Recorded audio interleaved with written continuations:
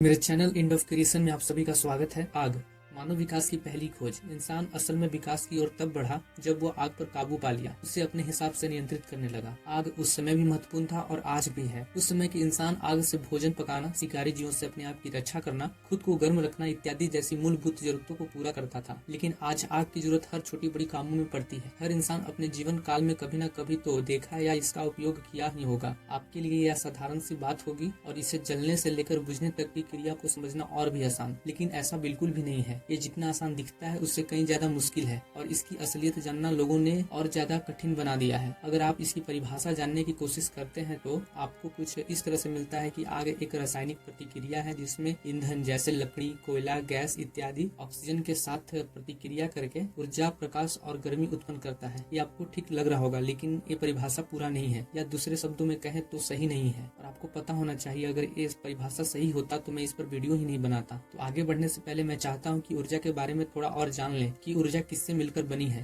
ऊर्जा मुख्य रूप से 5 चीजों से मिलकर बनी है: द्रव्यमान, गति, गुरुत्वाकर्षण, प्रकाश, ताप। हमें इन पांचों के बारे में यह बताया जाता है कि ये ऊर्जा के प्रकार है, लेकिन ये असल में ऊर्जा के घटक है। आइए इन पांचों को एक एक कर समझते हैं कि किस तरह ये ऊर्जा के बनने में मदद करते हैं। पहला, द्रव्यमान। ये बताता है कि कोई चीज कितने चीजों या मात्रा से मिलकर बनी है, या अगर आप किसी चीज को जानते हैं, देखते या समझते हैं तो उसमें द्रव्यमान मौजूद होगा। हाँ, अगर उसे मापना ना आए तो अलग बात है, जैसे फोटोन। दूसरे शब्दों में कहें तो जो भी इस संसार में मौजूद है सभी में द्रव्यमान उपस्थित होगा। दूसरा, गति। जब द्रव्यमान आंतरिक बल या बाहरी बल के प्रभाव से समय के साथ स्थान परिवर्तन करता है तो उसे गति कहते हैं। किसी पदार्थ की संरचना को बनाए रखने के लिए गति की आवश्यकता होती है। तीसरा, गुरुत्वाकर्षण। जब द्रव्यमान गति करते हैं तो उनके बीच एक प्रकार के आकर्षण बल उत्पन्न होता है, जिसे हम गुरुत्वाकर्षण कहते हैं। गुरुत्वाकर्षण गति के विपरीत लगने वाला आकर्षण बल होता है, जिसके कारण किसी पदार्थ की संरचना स्थिर रहती है। चौथा, प्रकाश। द्रव्यमान की संरचना, बनावट, आकार को दिखाने का काम प्रकाश के कण यानी फोटोन करते हैं। साथ ही फोटोन का काम कुछ हद तक बल उत्पन्न करना भी होता है। पांचवा, ताप। द्रव्यमान की संरचना को स्थिर बनाए रखने में ताप की आवश्यकता होती है। ताप एक प्रकार के गतिशील कण होते हैं जो द्रव्यमान की गतिशीलता को बनाए रखते हैं। जब द्रव्यमान के किन्हीं विपरीत द्रव्यमान के टकराव से जो गति में कमी हुई रहती है, उसे ताप के कण